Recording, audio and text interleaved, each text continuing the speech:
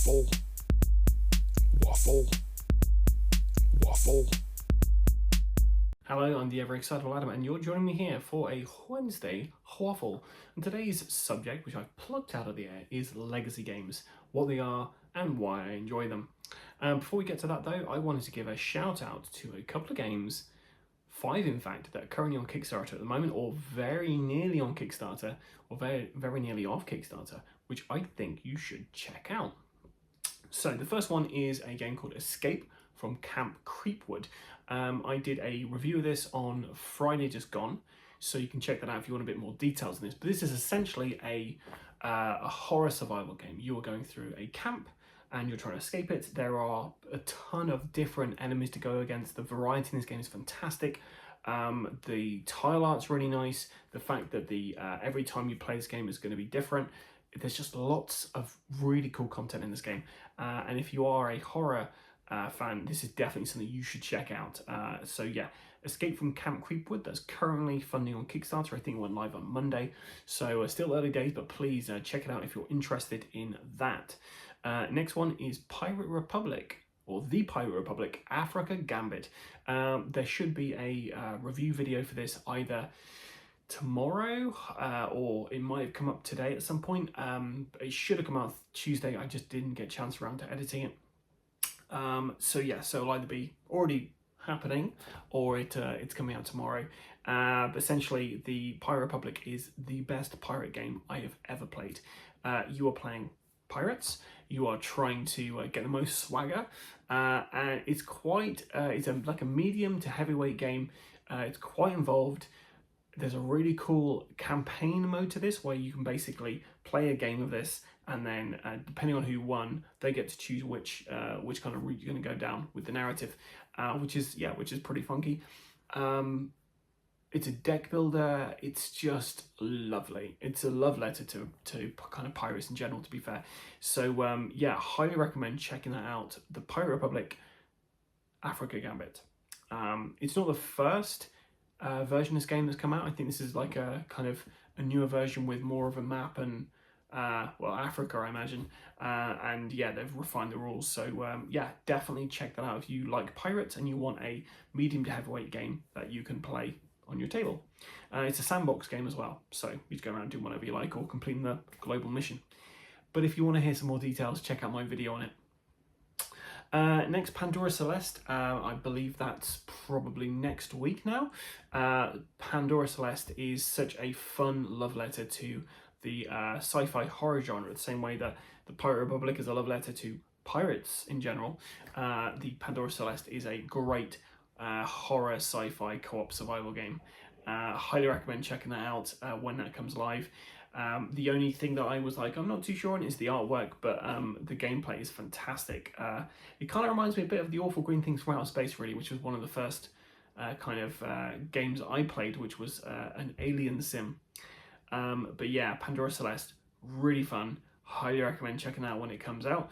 The video we did with the Offline Gamer went live Monday, and that's just us filming our how to play session.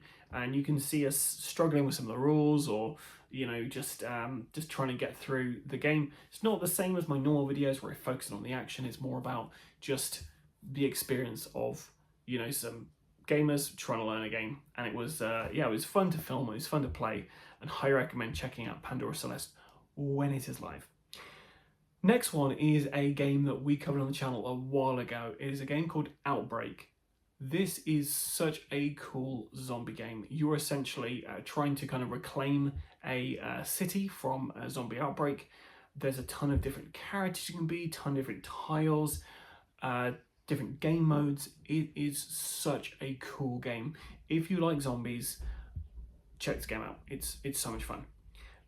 Yeah, and that's snuck onto Kickstarter. I didn't even realize that was back on, but they're doing pretty well so far. I think they only launched maybe yesterday, the day before, and it is already doing pretty well. And the last one I want to talk about is Deep Regrets. So Deep Regrets is something they had at the expo, but it was just another one that was inundated. I couldn't get to sit down. This is a game where you are basically dredging up eldritch horrors from the sea and going insane in the process. It just looks like a really fun game. The artwork is fantastic. The gameplay is really interesting. These regrets you get are basically you kind of fishing these things out, and I go, oh my god, I wish I hadn't have actually kind of got that out, because that thing exists in our world. What the heck? What is going on? And yeah, it just looks so much fun, and the art's great. It funded in like 12 or 13 minutes or something like that. Definitely go have a look at that. It's like I say, it's already funded, so it's going to be definitely out there for people to play. So yeah, go along, check out the game, and you know, give a little bit of support. So what have we been playing of late? So I played Herd Mentality with my kiddos. We had an hour before bed. I asked the kids what they'd like to play, and Stop Thief was the first thing they said, as always. But you know, with Stop Thief, you need a tablet, and I'm not really keen on screen time at a certain time of the evening. So I was like, no, not that. And then the next one that was suggested was Herd Mentality. Herd Mentality is a great game where essentially you are trying to... a question will be asked. So the question is, what would scare a bear? And everyone at the table has a piece of paper, and they have to write down what answer they think everyone is going to put. And then once everyone's written down an answer, you reveal their answers in turn, and whatever collective group of people have got the most answers get the same, get a point. So for instance, if I was to say, oh, if a bear came running towards me, I would run away, and then somebody next to me had also put run away, and then the person next to them had put down stare at them, then we'd get a point. They would not. In fact, they would get the pink cow for is it a cow or is it a pig? I keep thinking it's a cow. I think it's a cow. They get the pink cow, which means they can't win. First 8 points. It's a really silly game, really fun, and it's tricky because you're trying not to put down the answer you want to write. You want to put down the answer you think the most people are going to write, and yeah, it can be quite fun. Can play for a long time or a little time. You can change the kind of scoring system, but yeah, something my kids enjoy, and as do I. So we played that. Played the Pirate Republic of late, Africa Gambit. Like I said earlier, it's such a good pirate game. Highly recommend checking it out. So yeah, I played how to play, kind of like teaching myself the game, then played a 2-player game, and it was just a blast. It was so much fun. And then we also played That's Not a Hat. I went over to Ireland at the weekend. We went to a christening, and I brought a board game along. Now normally I bring board games to family functions. They just sit in my suitcase. Or in my coat pocket, and they don't get played with. But my lovely lady friend, my wife, said to me, get the game out. Go on, get That's Not How. So I got it out, and yeah, it was a big hit with the family. Kids loved it, grown-ups loved it. I cannot emphasize enough how That's Not a Hat is one of those games that bridges barriers between lots of different types of people, between gamers and non-gamers, between the elderly and the young, the infirm and the dead. Yeah, lots of different kind of people are brought together by the game, and it's ridiculous. And I always love teaching the game because you basically have these cards, and they're all face up, and everyone has a card in front of them, and they're like, right, I've got a rocket ship. And then they get a card out of the top, and it turn over, and it's like, it's a yo-yo. So they flip that over, they say, this is a yo-yo. And it's great watching someone, because they're so confident with their shark, or whatever I said it was, I've already forgotten, and their yo-yo, that they watch this card go all the way around, and then it gets to them, and someone passes them a card, and then they automatically forget the card that was down in front of them. And it's always lovely watching the realization that the game seems like it's just a kid's game. It's really simple, and then yeah, it's not. You see the life kind of drain out of their eyes. That they're like, wait, what? Oh god, I forgot what this card was. So yeah, that's great fun. So yeah, that's what I've been playing lately. I did play Tradera last week, but I've not yet edited that together. So hopefully, guys, it'll be this Friday or the following Friday. Lots to edit at the moment, lots coming out on the channel. So yeah, hopefully you'll get to see that sooner rather than later. And yeah, I do have a baby dropping imminently, so I'm trying to get as much of this stuff filmed as possible. If I can get Tradera finished before then, I would be so chuffed. So you guys have some lovely Tradera content to watch. I'm also going to be reducing my collection somewhat because hopefully I'll be moving to a different house, which means, yeah, I won't be able to take all of this with me. So reductions in my collection. And yeah, that's about it for games I've been playing. That's about it for games that I'm interested in or I'm backing. Marvel Zombies turned up. It's, like I say, it is everywhere. It's around under £60 at the moment. It is not the Heroes Resistance kind of cheaper box, which gives you four kind of like regular heroes in it, and then you get a bunch of little kind of cardboard standees for the zombies. It's not that. It is the full core box of Marvel Zombies. Frustratingly, what kind of annoys me about it is the fact that you get the zombie rules in there, and you've got hero miniatures and hero cards and hero, missions and stuff in there, but you don't have the mission rules. So you need to get the X-Men expansion, which is like £100 odd to be able to play that components of it. I'd rather they just left a hero mode completely to a different box, and then have some, something that helps you connect the two together, like another expansion or something. I don't know, but yeah, it's a bit frustrating when you have all these components, you can't use them. But yeah, miniatures look fantastic. The gameplay looks really fun. I'm looking forward to playing it. So if you'd like to see some of that on the channel, let me know in the comments below. Also, I should have put this at the start of here. Apologies for my last Waffle Wednesday. It was very, very hot, so I'd got the fan on, so the audio was awful. But this one has zero fan in here, and hopefully the light conditions are okay. I don't know. We'll see, I guess. But yeah, that's about it for things buying, and crying. No painting. No painting, guys. I've done nothing. I think I based some more miniatures, but that's about it. I really do need to get back to painting, so hopefully I'll do that sooner rather than later. So let's get to the main meat and potatoes of this. But to be fair, it might not be a long kind of waffle. This might be something I get done fairly quick. I'm going to talk to you about legacy games. So a legacy game, what is a legacy game? So a legacy game is a game that you're going to be playing over a series of sessions, and every time you play one of the games, it will affect the next game you're going to play, or every game after that game. The first legacy game that I played was Risk Legacy. In Risk Legacy, you are playing the regular game of Risk. However, the game board starts out like a regular game of Risk. But on the very first kind of game you've played, you get to apply, depending on if you won or you lost, you get to apply stickers on the board. And these could be city stickers that give you additional defense. They could be stickers that basically mean when you're rolling dice in that particular zone, you roll less dice, or you've got modifications to the dice. And very quickly, over a period of different 2 or 3 game sessions, your board starts looking very full of different stickers and different kind of like modifiers and things like that. It's essentially the same game of Risk, but they add new rules pretty much every game. You get a new session, you get a new card out, it tells you what to do.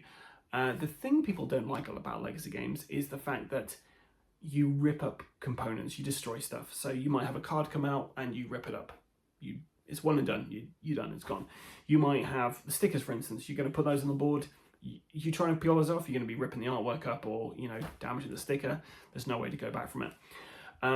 They have faction cards in this particular one as well. So the faction cards come out, you write down the name of your faction, you get special ability stickers you can add to these things depending on if you win or lose.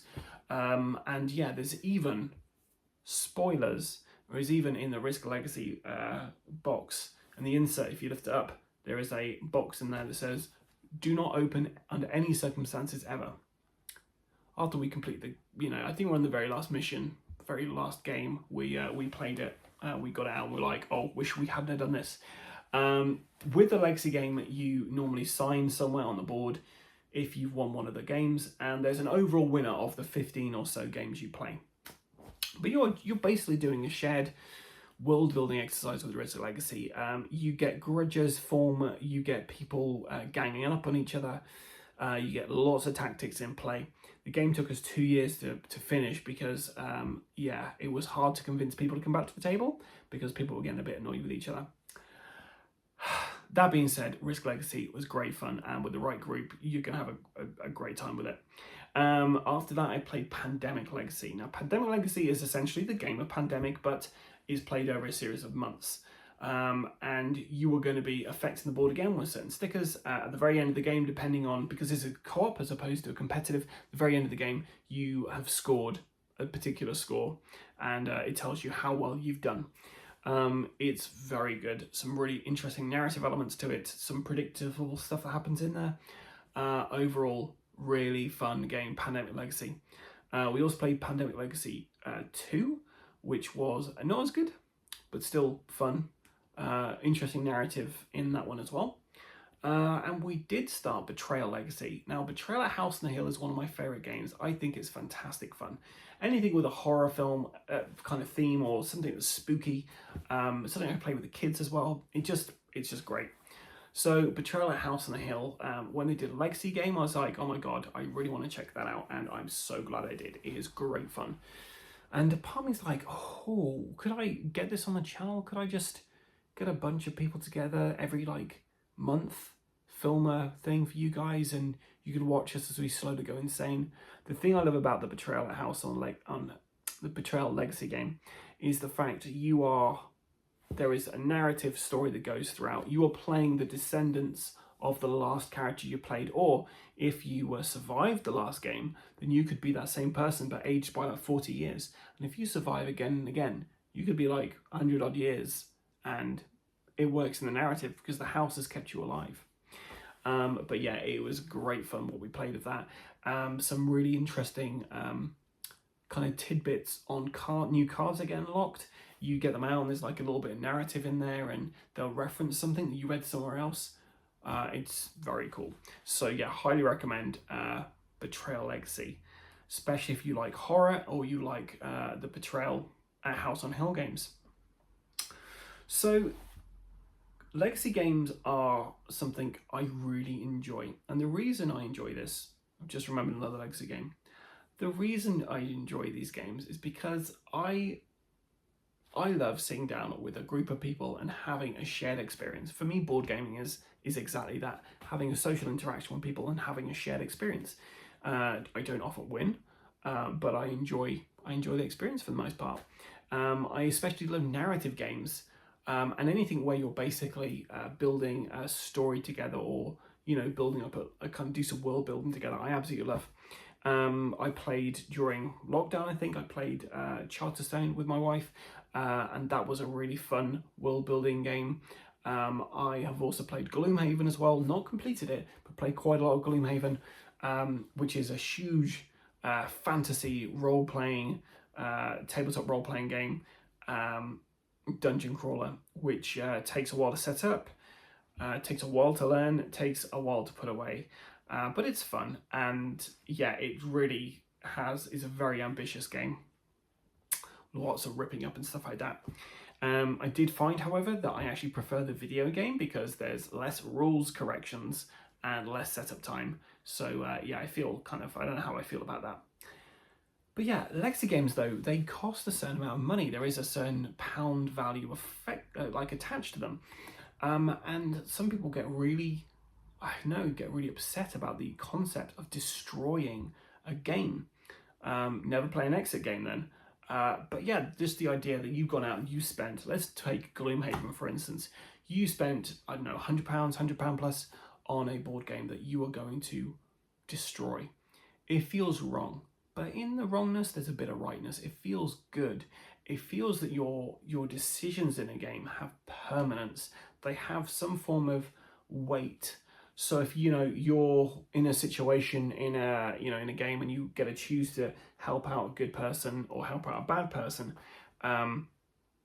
the fact that when you go to do a mission for the bad person, the good mission is lost forever and you can never play that. I love the idea of that. I love the fact that you're going to have that kind of decision is going to have a real effect on the game world. That's fantastic.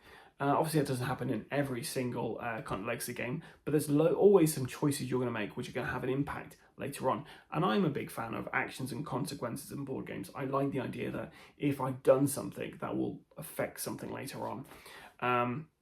And yeah, like playing Risk Legacy, for instance, you get to name the cities you're building. You get to, Australia, for instance, is always a very good tactic in Risk to kind of start off in Australia and then kind of turtle your way out, and you've got a big force and you can kind of take over quite a bit.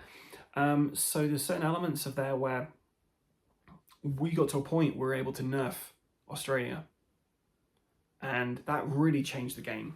People did not want to start in Australia because you were on the back foot. So I love the idea that you have the permanence of a decision that was made, sometimes a collective decision, which comes back to bite you in the bum, or a single selfish decision, which people really get irritated by, or you can enjoy that. So I really enjoy that element of legacy games, the fact there is that permanence in your decision. It does make you really think about what you want to do as a character, what your character might do, or where you want the plot to go. Gloomhaven was very good for that. The fact that some side missions would be locked forever, depending which choices you went. That you going and speaking to some people would make your reputation go a particular way, which means you'd get more, you'd get welcomed in some places shunned than others. It was fantastic. I've not played Frosthaven, but I imagine it's a more refined system with, I think there's like a town building element to that as well.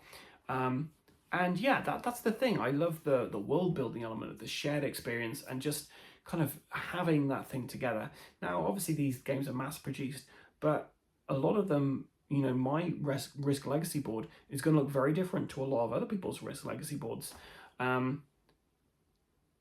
the idea that some people don't like spending that much money on them, I understand. I've got a few board games here, but they're not especially cheap. So the idea of going out and spending £125 on a board game, and then you only playing that once, that kind of like really sticks with a lot of people. Are like, oh well, I don't know how I feel about that. I'm spending this much money on something I'll only ever play once. To me, it doesn't really matter as much, because a lot of these games I've played once or, played a little bit of, I won't go back to them.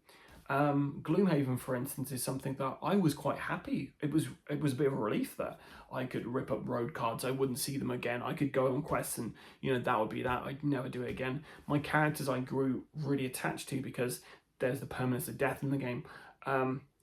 So I really loved it. I really love legacy games. I love the idea that, you can go out and you can spend £60+ on a board game. And when I do that, I know I'm going to get X amount of gameplay out of that. Other games I have behind me, I buy them with a bit of hope. I buy them with a kind of unfulfilled promise to myself that I will play them to completion. I will, there's all these Arkham horror games behind me. I've got them and I'm like, right, I'm going to play this with people. I'm going to have this experience with somebody, or, on my own. And sometimes they do remain an unfulfilled promise. Whereas with a legacy game, I feel I've really committed to that, because I know there's going to be a bunch of people I'm going to be playing with. We're going to get that and we're going to complete that. And there's more buy-in from people as well. When you're playing a long campaign game, or like Dungeons and Dragons, for instance, a role-playing game, some people can just pitter off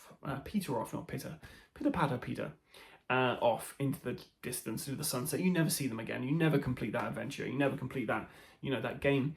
With a legacy game, you are tethered to each other to kind of finish that game you've started. It kind of feels a bit like Jumanji. Once you've started that game, you need to finish it. So it's great to have that kind of like shared promise of you've got this game you're going to complete. There's much more buy-in from everyone to play it, and if you have a gaming group, then why not all just chip in and buy it together? I buy computer games. I don't buy computer games often, but when I did buy a computer game, you look at the average computer game these days, you've got maybe 10 to 20 hours worth of gameplay in it, depending on what game you're getting, and you know, you're spending £60+ on it these days. The thing is, like, I will buy one of those and I will maybe complete it, I maybe not complete it, but you know, I feel I've got my money's worth out of that. And it's the same with legacy games. I feel I got my money's worth out of them because I've spent that much money, the same I've spent on a, you know, AAA computer game, and I've got the time out of that, I've got the gameplay out of that, and yeah, for me, legacy games will always be such a great idea, such a fantastic concept, and they're embraced by a lot of different creators. I think they have some really interesting ideas and really interesting games they've applied it to now, like Ticket to Ride. They've got a legacy version of that at the moment, and there's just more and more of them coming out, which are just really interesting and really fun little kind of games. So for me, I'm a huge fan of legacy games, and I hope that they're going to keep making legacy games, because I will keep wanting to play them with people, and hopefully, you know, it'd be really nice if we could do a legacy game on the channel for you guys to watch and, you know, root for somebody who maybe isn't me, or maybe, yeah, you're gonna root for me. I'm Adam from Die Rollin. I'm ever excitable. Why wouldn't you root for this guy? But yeah, so it might be nice to do something like that on the channel for you guys. Obviously, I've got a ton of content I'm getting through. It's probably not something we're doing in the near future, but the idea of getting Betrayal Legacy, getting a bunch of people to play it and film it for you guys, I love that idea. And if I can wrangle that, then we will do it. But what are your thoughts on legacy games? Have you played them before? Are there any I've mentioned which you played and you thought that's terrible? Are there any bad ones? Seafall, I wasn't a fan. Are there any good ones? Quite a few in my opinion. So yeah, let me know in the comments below your thoughts on legacy games, if you think I'm talking out of my bum, or if you're like, yeah, Adam, I'm glad you mentioned it. Someone should stand up for the legacy games. Anyway, I've been the ever excitable Adam. Until next time, guys, stay safe or die rolling.